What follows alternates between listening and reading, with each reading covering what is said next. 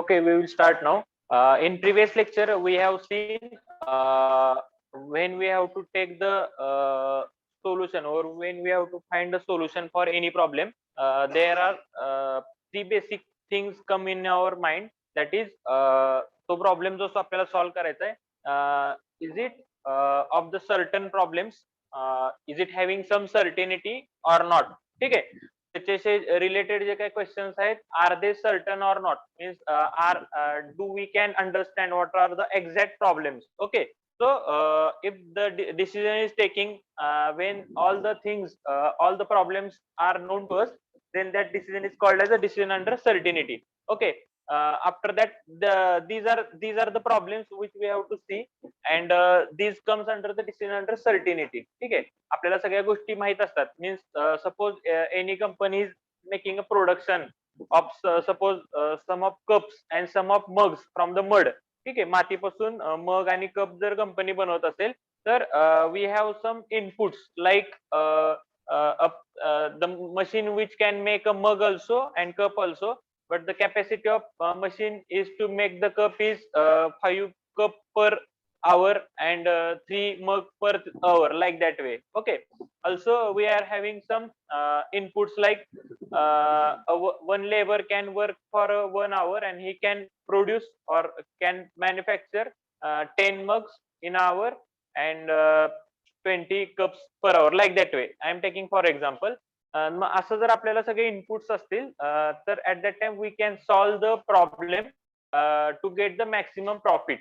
ठीक आहे, maximum profit मिळण्यासाठी आपण तो प्रॉब्लेम सॉल्व्ह करू शकतो. म्हणजे एका लेबरने किती आवर काम केलं पाहिजे. अ labour should work how much of time and machine should produce मग दिस मच ऑफ मग and this much of cup. म्हणजे त्या मशीनने किती कप प्रोड्यूस करायचे, किती मग प्रोड्यूस करायचे, किती तास काम करायचंय, आणि एका लेबरने किती वेळ काम करायचंय, किंवा ती मशीन किती वेळ चालवायची. Like that things we can get through such a mathematical solutions. Okay, अशा प्रॉब्लेम्स आहेत, त्याच्यामधून आपल्याला कळतं की मॅक्सिमम प्रॉफिट कशातून होईल. ठीक आहे. Second thing which we have seen that was decision under uncertainty. अनसर्टिनिटीला असं नाहीये, we have to think it out की what the worst situation may come across and how we can deal with that. ठीक आहे, that decision under uncertainty. Uncertainty solutions find out करण्यासाठी आणखी काही methods आहेत that we will discuss in the next chapter actually.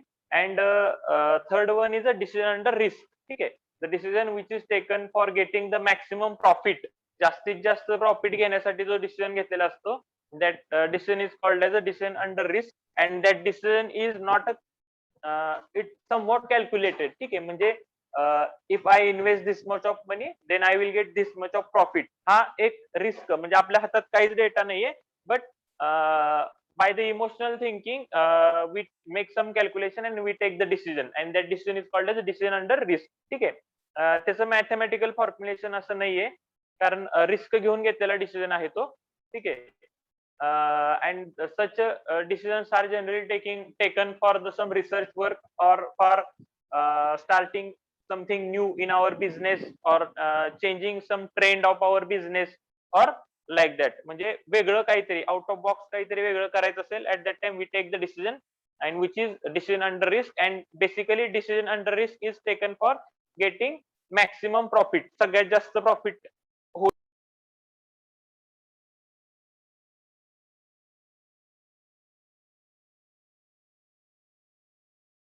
Decision under risk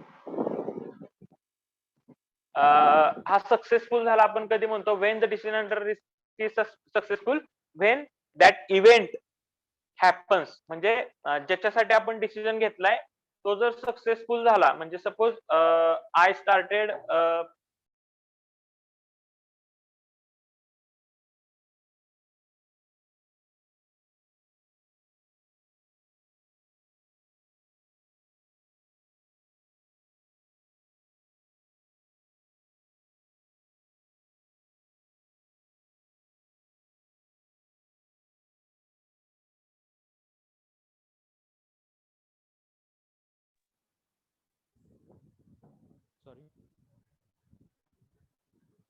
So when the decision under risk gets successful, when that event occurs म्हणजे रिस्कचा एखादा decision बघायचा झालं, समजा एखाद्याने चोरी करायची ठरवली, तो काय झाला डिसिजन अंडर रिस्क, आणि चोरी जर सापडली नाही, चोरी सक्सेसफुल झाली, तरच तो इव्हेंट घडला. असं म्हणजे एक्झाम्पल झालं. लाईक दॅट वे सपोज एखाद्याने मायवन शटरिंग युज करायचं ठरवलं त्याच्या बिझनेसमध्ये, आणि he get the maximum profit with minimum of time, आणि he successfully completed that project, then that decision was successful. Okay, म्हणजे जर इव्हेंट कम्प्लीट झाला, ठीक आहे, शेवटपर्यंत तो नेला, then and only then it is called as a successful decision. Okay, मॉर्निंगच्या सेशनची प्रेझेंट दिल्या सकाळी टाइमला देतो. Now we will see a linear programming. Such a linear programming we use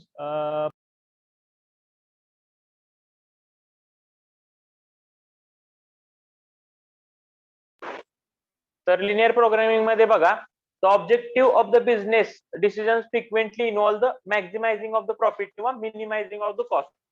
आपल्या सगळ्यात महत्वाचं ऑब्जेक्टिव्ह असतं, what is our main objective, to maximize our profit और minimize our cost is our main motto. ठीक आहे, म्हणजे मिनिमम कॉस्ट मध्ये maximum profit मिळालं पाहिजे, असा आपला मोटो असतो. The linear programming uses the linear algebraic relationship to represent the firms decisions given a business objective and resource constraint. ठीक आहे, लिनियर प्रोग्रामिंग मध्ये आपण हे जे आता एक्स वाय आपण असं मानणार आहे इथं पुढं.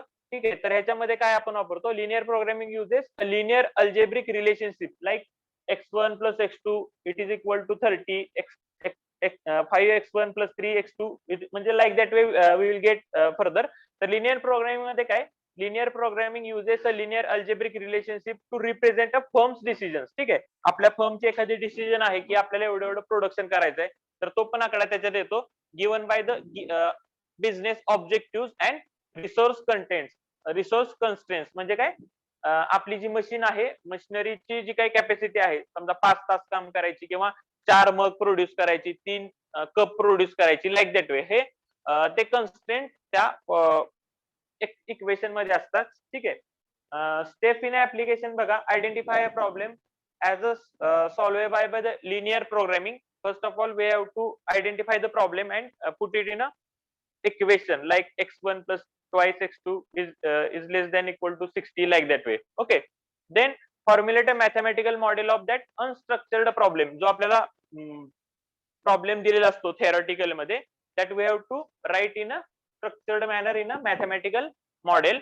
Then solve that model. आता 2 unknown equations असतील आणि 2 तुमच्याकडे जर इक्वेशन्स असतील आणि त्यात 2 अननोन कन्स्ट्रेंट असतील x1 आणि x2, you can solve it. ठीक आहे, आपण मॅथमॅटिक्स मध्ये बघितलं, आपण तो प्रॉब्लेम आपण सॉल्व्ह करू शकतो. Like that way we can solve that problem and then implement that. ठीक आहे, मग when we solve that problem we get that की if we use this much of clay, I am taking example, this much of clay for this much of machine and this much of labour, then I will get this much of profit. ठीक आहे, ह्याच्यावरून आपल्याला कळतं की कमीत कमी कशात खर्च होतोय आणि मॅक्सिमम प्रॉफिट कशात होतंय, ह्याच्यावरून आपल्याला लक्षात येतं आणि मग आपण आपल्याला सोल्युशन मिळतंय. ठीक आहे, हे लिहून घेता का, लिनियर प्रोग्रामिंग म्हणजे याच्यात थोडक्यात आपल्याला जो आपल्याला प्रॉब्लेम असतो आपल्या कंपनीचा, तो आपल्याला एका इक्वेशन मध्ये लिहायचा आणि मॅथमॅटिकली सोडवायचा आहे. ठीक आहे,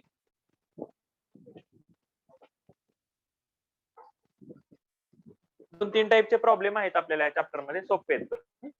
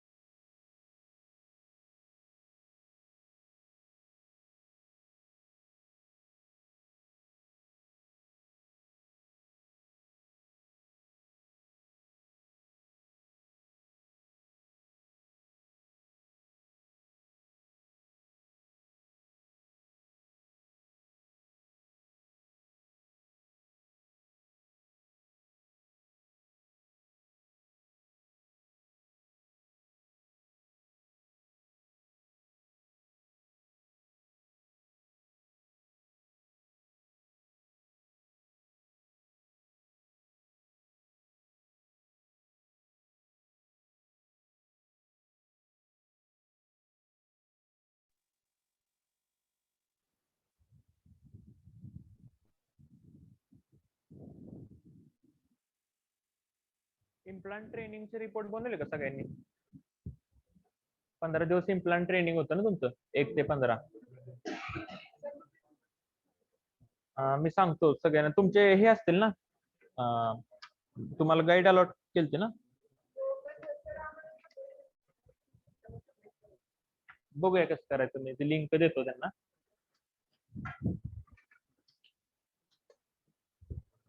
पंधरा दिवसाचा त्याच्यामध्ये फोटोग्राफ, डे वाईजचा रिपोर्ट, फोटो, आणि शेवटी तुम्हाला सर्टिफिकेट मिळालं असेल ना तिथून, सर्टिफिकेट.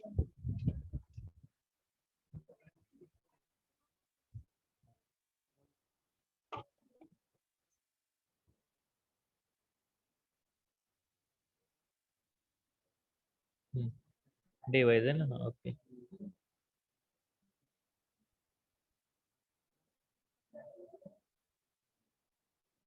ठीक आहे. त्याला प्रॉपर फॉर्मॅटिंग वगैरे करा, सेंटर वगैरे ते करून, आणि ह्याचं खाल्लं असेल आता सेंटरला. आणि सर्टिफिकेट जर घेतलं नसेल तर सर्टिफिकेट घ्या साईटवरून. ठीक आहे, 2 गोष्टी लागणार आहेत, एक रिपोर्ट लागणार आहे तुम्हाला आणि सर्टिफिकेट. सांगतो मी, कलेक्ट करा 1-2 दिवसात, तुम्हाला लिंक येईल, त्यात सबमिट करा.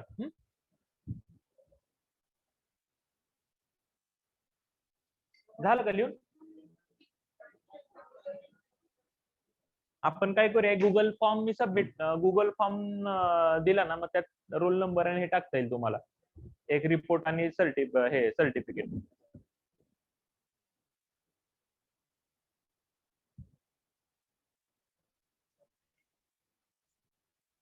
प्रेझेंटेशनचं देशमुख सरांना विचार.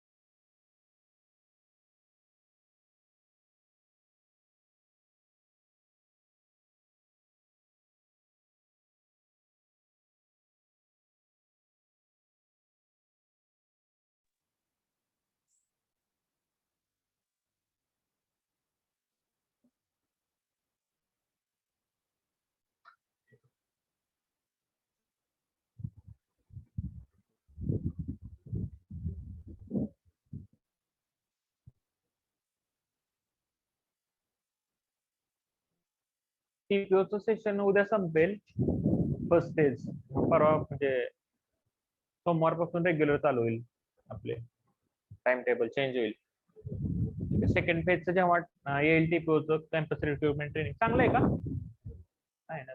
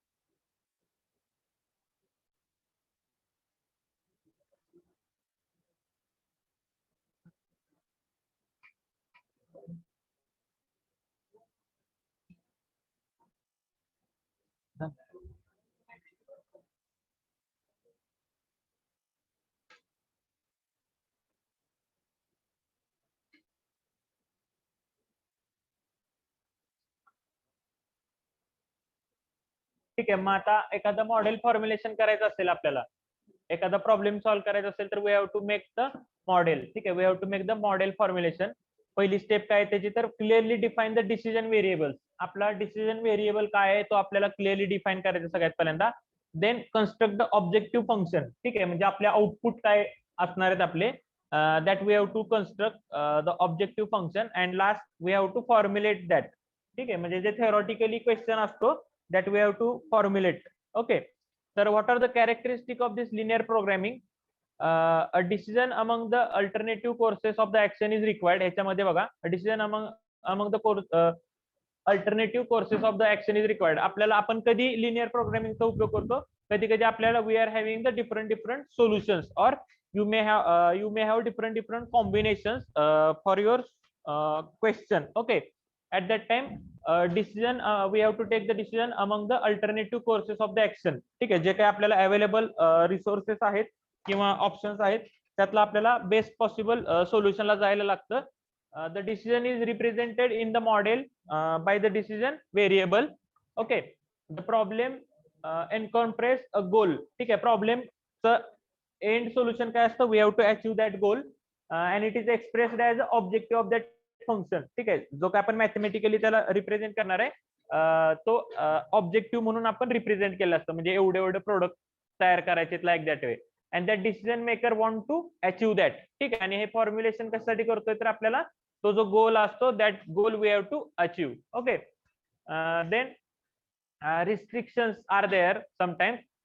These are represented by the constraint and exist that limit the extent of achievement of that objective. म्हणजे कधी कधी रिस्ट्रिक्शन्स असतात ना तुमच्याकडे, की मशीन 8 तासापेक्षा जास्ती चालूच शकत नाही, किंवा एक माणूस 6 तासापेक्षा जास्ती कंटिन्युअसली वर्क करू शकत नाही, किंवा एक मशीन आहे that machine can not produce more than 10 units. Like that sometimes restrictions are there, आणि the objective and the constraint must be definable by the linear mathematical functional relationship. आणि हा problem solve करण्यासाठी we should और we can, किंवा आपल्याला तो लिहिता आला पाहिजे in a linear mathematically problem, and then only then we can solve it. ठीक आहे, मग ह्याच्यामध्ये मेन गोष्टी काय, तर प्रोपोर्शनॅलिटीचा आपण उपयोग करतो. That is the rate of change of slope of the objective function that constant the equation is constant. ठीक आहे, प्रोपोर्शनॅलिटीचा नियम आहे, when the equation is constant. Then additivity पण आपण उपयोग करतो काय काय ठिकाणी. The term in objective function are and the constraint equation must be additive. ठीक आहे, म्हणजे 4 गाड्या अधिक 4 गाड्या असं आपण त्याला ऍड करू शकतो. किंवा प्रोपोर्शनॅलिटी मध्ये काय, 5 माणसं 3 तास, मग टोटल आवर किती झालं, 5 into 3 लाईक दॅट 15. मग दॅट जे कन्स्टेंट असतात दे आर प्रोपोर्शनल, म्हणजे we can multiply them for changing one from lower grade to higher grade. We can add them, म्हणजे if we add 2 machine instead of 3 machine, म्हणजे 3 plus 2 असं 5 machine आपण त्यांना असं add करू शकतो. We can use the divisibility. Divisibility म्हणजे काय, तर if I was having 10 machineries, but after 5 days I am having only 5 machineries. At that time what will happen? मग आपल्याला त्यावेळेस त्याला x/2 वगैरे करावं लागतं. ठीक आहे. आणि then certainty, the values of the model parameter are assumed to be known with a certainty. ठीक आहे. आपण हे सर्टिनिटीच्या अंडर बघतोय आणि ह्याच्यातल्या जे पॅरामीटरच्या व्हॅल्यू आहेत these are known and certain. ठीक आहे. आता ह्याचे ऍडव्हान्टेजेस काय आहेत? If we solve the problem by linear programming, what are the advantages of it? तर it help in a decision makers to use their productive resource effectively. आपण we are gathering all the information in one example of mathematical example and we are getting the solution on paper. ठीक आहे. Calculation करून आपल्याला उत्तर मिळणार आहे की use this much of labor for this much of time, then you will get this much of profit. Like that way all the things we are getting through the problem solving. ठीक आहे. एखादा problem आपण कागदावर सोडवून आपल्याला त्याचं solution मिळतंय. So we can get more productivity and effectively and we can effectively use all the resources we are having. Second काय? The decision making approach of the user become more objective and less subjective. ठीक आहे. आता आपण एखादं decision घेताना जर आपल्याला mathematically एखादं सोल्युशन आलं असेल की 2+2=4. ठीक आहे. 2+2=4 हे तुम्हाला माहिती आहे, कॅल्क्युलेशन करून आलेलं आहे. ठीक आहे. त्याला तुम्ही चॅलेंज नाही करू शकत. तुम्हाला कोणच नाही म्हणणार की 2+2 4 नाहीये, असं कोण म्हणणार नाही. तसं हे सोल्युशन घेतल्यावर पण that is objective solution. Means you can defend your solution ki if we use resources in this way then I will get this much of profit. You can tell it. ठीक आहे. On paper आपण सांगू शकतो. It is not a subjective. असं emotionally असं सांगितलं एवढं एवढं केल्यामुळे असा फायदा होईल असं नाही येतात. All things are in return. आणि in the production process bottlenecks may occur. आता प्रोडक्शन जे असते त्याच्यामध्ये बॉटलनेक्स म्हणजे काय असते की suppose our company is doing 10 type, म्हणजे एखादी गोष्ट प्रोड्यूस करण्यासाठी म्हणजे स्टार्ट टू एंड त्याला 10 प्रकारच्या प्रोसेस मधून जावं लागतं. पण 6व्या नंबरची जी प्रोसेस आहे थोडीशी किचकट आहे आणि तीच जर हॅम्पर झाली तर पुढचं सगळं हॅम्पर होतं. ठीक आहे. मग काही वेळेस we have to work out and on that 6 number of activity. जी 6व्या नंबरची मशीन आहे म्हणजे रॉ मटेरियल घेतलं, त्याला स्पिनिंग केलं, त्याला मी काय काय काय काय काय काय करत करत शेवटी आपण काहीतरी बनवतो. त्यातला एक कुठली तरी ऍक्टिव्हिटी जी हॅम्पर झाली तर तुमचं पूर्ण प्रोडक्शन हॅम्पर होऊ शकतं. असं जर असेल तर we can work out on that particular activity की आपण असं काही करू शकतो का? Can we use another machine, another extra machine on that place, और can we change the specification on that particular object. म्हणजे ती गोष्ट घडण्यासाठी वेळ लागतोय आणि त्याच्यामुळे सगळं प्रोडक्शन आपलं हॅम्पर होते. बाकीच्या सगळ्या गोष्टी फास्ट होतात पण एकच ऍक्टिव्हिटी अशी आहे that is hampering. at that time we can find the solution of that particular bottleneck through linear programming. मग तिथं काय करता येईल? तिथं एक्स्ट्रा मशिनरी लावता येईल का? Orientation of the machinery change केलं तर चालेल का? किंवा मटेरियल एखादं असतं ते मटेरियल वर्कआउट होण्यासाठी अवघड जातं. Can we change the material? आणि मटेरियल चेंज केलं तर कोणतं करायचं की ज्याच्यातून तो बॉटलनेक आपला निघून जाईल. म्हणजे जिथं प्रॉब्लेम येतो आपल्या प्रोडक्शन फेज मध्ये तर तिथं आपण लिनियर प्रोग्रामिंगचा उपयोग करून सोल्युशन फाइंड आउट करू शकतो.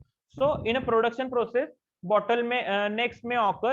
For example, in a factory, some of the machines may be in a great demand, while others may lie idle for some time. आता ह्याच्यात बघा काय सांगितलंय, म्हणजे एकच प्रोडक्शन आहे आणि 10 टाईपच्या त्याच्यात गोष्टी होत आहेत. If that product need to go through 10 type of the workings on that and we will get the final solution. तर मग पहिले 5 ज्या गोष्टी आहेत, पहिल्या 5 जे प्रोसेस आहेत ते फास्टली म्हणजे ते कम्प्लीट होतात पटकन. पुढच्या 4 पण कम्प्लीट होतात पण 6 नंबरची होत नाहीये. मग ती मशीन आयडल राहते, तिच्यापर्यंत मटेरियल पोहोचत नाही किंवा तिला वेळ लागतो. लाईक दॅट वे ती आयडल राहते काही वेळेस, म्हणजे ती काम तेवढं निघत नाही किंवा बसून राहते मशीन. ठीक आहे. तर ते सांगितलं for example in a factory some machines may be in a great demand while other may lie idle for some time. A significant advantage of linear programming is highlighting such bottleneck. ठीक आहे. मग जिथं actually problem होतोय मग ती machine may be idle राहते किंवा तिच्यावर लोड पण येतो. असं पण होऊ शकतं की that machine is under load, म्हणजे जेवढं तिच्याकडून प्रोडक्शन करून पाहिजे आपल्याला तेवढं होत नाही, त्यामुळे पुढच्या गोष्टी अडकतायत. किंवा त्या मशीनची कॅपॅसिटी खूप चांगलं करायची पण तिच्यापर्यंत मटेरियल पोहोचत नाही. ठीक आहे. असं पण असू शकतं. तर at such locations we have to find out the solution and we can find out the solution by the linear programming. म्हणजे बघा साईटवर जनरली कसं असतं, if suppose I am continuously taking the example for the civil engineering, तर if suppose a building site is there and we are using suppose concealed flush wall. Okay, we are using a concealed flush wall instead of the कुठला आहे तो बाहेरचा डब्बा असतो ते कमोडला flush tank. ठीक आहे, फ्लश टँक आपण बघतो जनरली, पण आता कन्सिल्ड फ्लश वॉल पण आले. एक छोटेसे वॉल असतात, दीज आर कन्सिल्ड, म्हणजे टाईलच्या आत बसतात. You can see only CP button over there. If you press that button the water get flush out in the commode. Okay, if suppose company is using a concealed flush valve instead of the regular flush tank. ठीक आहे, कारण flush tank हे जुने झालेत आता. सगळी लोक flush wall वगैरे वापरतात, दिसायला चांगलं, म्हणजे दिसतच नाही ना ते, फक्त बटन दिसतं आपल्याला. But if suppose the flush valve which we are using, the installation of that is much difficult, or the installing that particular concealed flush wall we require a technical person and the availability of that those technical person is very less. आपण flush wall वापरतोय but तो flush wall बसवणं अवघड आहे, किंवा तो flush wall बसवणारी जी लोक आहेत असं पण असू शकतं ना, the worker or the technician who can only fix that flush valve are not available in the market. ठीक आहे, मग at that time our production get reduced, because if you can't install a concealed part of your flush wall, then you cannot fix the dado. तुम्ही फरशी लावू शकत नाही, बाकीच्या सगळ्या गोष्टी अडकून राहतात. ठीक आहे, मग कंपनी काय करते त्यावेळेस, तर कंपनी डिसाइड की त्या फ्लश वॉलच्या जागी आपण वेगळं काय लावू शकतो का, can we change the company of that flush valve, की ज्याचे टेक्निशियन्स अवेलेबल आहेत, or can we do something new innovation that easily that can be install by any labour. म्हणजे त्याचं इन्स्टॉलेशन करण्यासाठी त्याच्यात काही छोटेसे मॉडिफिकेशन करता येतील का, की ते फ्लश वॉलचं जे फिक्सिंग आहे ते कोणीही करू शकेल. Or can we change the location of that flush valve to the outside, बाहेरच्या साईडला त्याचं लावू शकतो का, की ते कन्सिल्डच नाही करायचं, बाहेर करायचं, फक्त 8 बटन द्यायचं. म्हणजे company think on such bottle next and it find out the solution, and such problem can be solved out by using the linear programming. ठीक आहे, म्हणजे जिथं प्रॉब्लेम येतोय आपल्याला, प्रोडक्शन ज्या गोष्टीमुळे आपलं कमी होतंय एखाद्या छोट्याशा ठिकाणी, तर तिथला ऍक्च्युअली प्रॉब्लेम काय तो आपण मॅथेमॅटिकली लिहिणार आणि तो सॉल्व्ह करणार, की काय केल्यानंतर सोल्युशन मिळेल आपल्याला बेस्ट पॉसिबल. ठीक आहे, all these are the advantages of the linear programming. Then as we know, if something is having some advantages, there are always a limitations also. So we will see some of the limitation of the linear programming. Linear programming, it is applicable to only to problems where the constraint and objective of the functions are linear. ठीक आहे, linear जर constraints असतील linear programming मध्ये आपल्याला linear असले तरच आपण solve करतो. ठीक आहे, that is where they can be expressed as equations which represent the straight line. ठीक आहे, 2x plus 3y it is equal to 40, like that way. हे आपले स्ट्रेट लाईन मधले इक्वेशन्स आहेत. ठीक आहे, तर if such equations are there, then and only then we can use it. Then in real life situation, when the constraint or objective of the function are not linear, this technique cannot be used. म्हणजे कधी कधी कसं होतं, एका certain limit पर्यंत आपण एखादी गोष्ट वाढवली की त्याचं प्रॉफिट वाढतं, आणखी वाढवलं प्रॉफिट वाढतं, आणि ठराविक गोष्टीनंतर आणखी खूप वाढवलं तर प्रॉफिट डिक्लाइन व्हायला चालू होतं. किंवा कधी कधी कसं असतं की थोडंसं वाढवलं की म्हणजे लिनियर नसतं प्रोग्राम, असं सर्क्युलर कर्व मध्ये असतं. At that time we cannot use this linear programming. Second one is a factors such as uncertainty and time are not taken into the consideration. ह्याच्यामध्ये what we take in a consideration, how much of labor, how much of time, how much of production unit, किती unit मध्ये production करतोय, म्हणजे ह्याच्यात आपण numbers सगळे बघतोय. ठीक आहे, कॅपॅसिटी त्याची बघतोय, पण किती वेळ लागतोय ह्याचा आपण विचार करत नाही याच्यात. ठीक आहे, सो याच्यामध्ये अनसर्टन थिंग्स पण आपण विचार करत नाही, की there are some things which are uncertain. म्हणजे आपण सगळं ठरवलं अँड सपोज कोरोना आला आणि मग काय करायचं, it is not considered in here. ठीक आहे, म्हणजे किंवा भूकंप झाला किंवा मार्केट ट्रेंड चेंज झाला अचानक, ह्या ज्या गोष्टी आहेत, these things are not considered over here. ठीक आहे, here we consider all the things are happening in a smooth way and how can we find out the maximum profit. ठीक आहे, so limitation मध्ये काय, the factors such as uncertain things are not considered over here and time are not taken into the consideration. ठीक आहे, टाइमचं पण constraint आपण ह्याच्यामध्ये घेत नाहीये, त्यामुळे ह्याचे थोडेसे लिमिटेशन्स आहेत.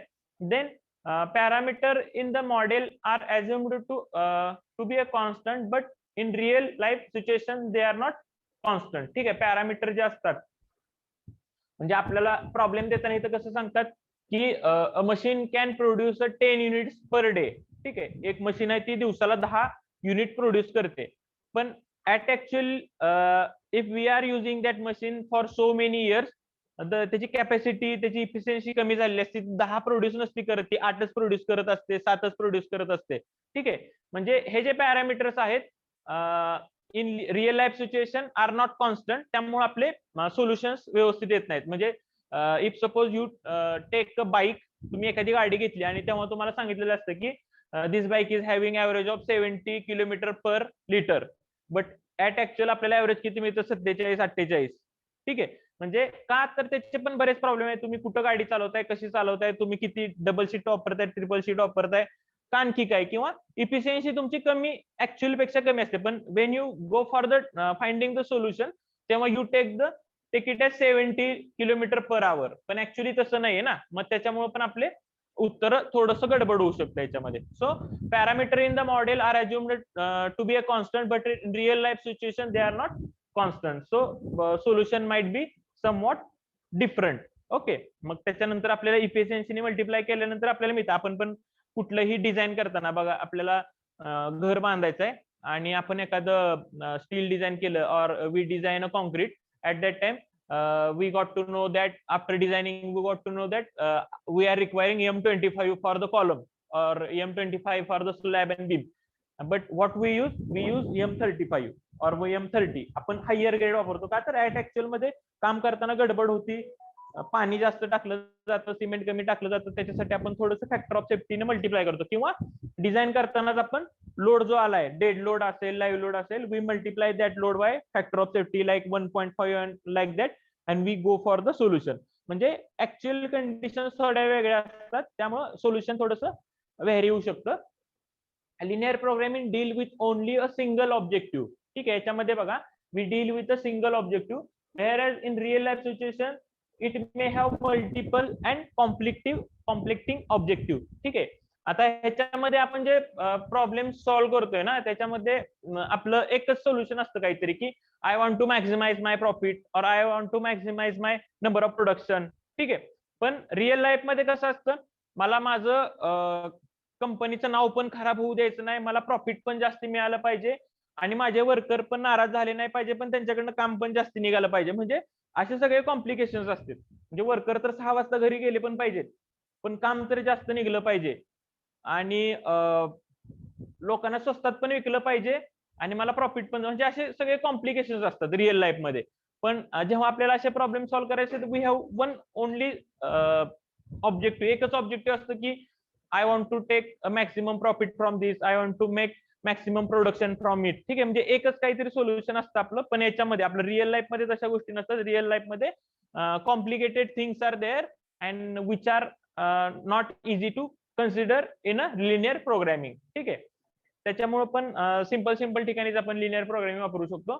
आणि in solving a linear programming there is no guarantee that we get the integer value. ठीक आहे, in some cases of number of men और machine are not integer value and meaningless. आता कधी कधी कसं होतं, at the end of result तुम्हाला असं कळतं की म्हणजे आपल्याला कधी कधी सोल्युशन हे पाहिजे असतं की मला किती मशिनरी लागतील, एवढं प्रोडक्शन करण्यासाठी किती मशिनरी लागतील, आणि हे आपण XY चं सोल्युशन सॉल्व्ह करतो आणि आपल्याला येतं की 3.5 मशिनरी लागतात. मग आपण 3.5 मशीन वापरू शकतो का, नाही वापरू शकत. एकतर आपण 3 वापरू शकतो किंवा 4 वापरू शकतो, पण 4 पण आपण वापरू शकत नाही, कारण आपल्याकडे अवेलेबलच 3.5 आहे, म्हणजे 3च असते जास्तीत जास्त. मग अशा नॉन इंटिजर व्हॅल्यू येतात. ठीक आहे, म्हणजे फ्रॅक्शन मधल्या व्हॅल्यू असतात, त्या आपल्याला कन्वर्ट कराव्या लागतात. म्हणजे लेबर आपल्याला किती लागणार, 37.5 लेबर लागणार आहेत.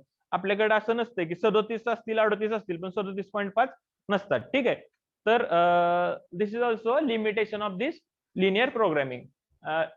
हे ऍप्लिकेशन्स आणि लिमिटेशन्सला next lecture we will go for the problem. Okay.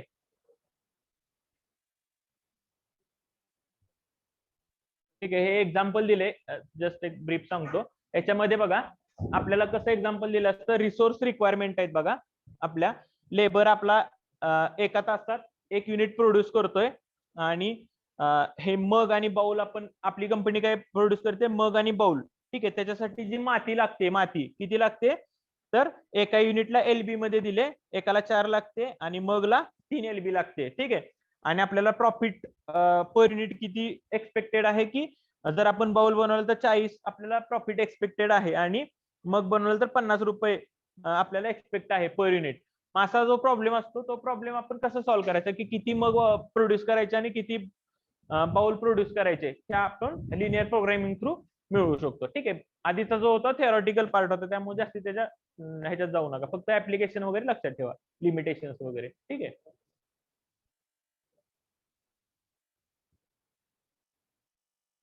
Please write the advantages and limitations. Okay. Problem we will go for the next lecture. समजतंय का? काय शंका असेल तर विचारत जावा. तुम्हाला लक्षात येते ना? इज इट ओके ना? मराठी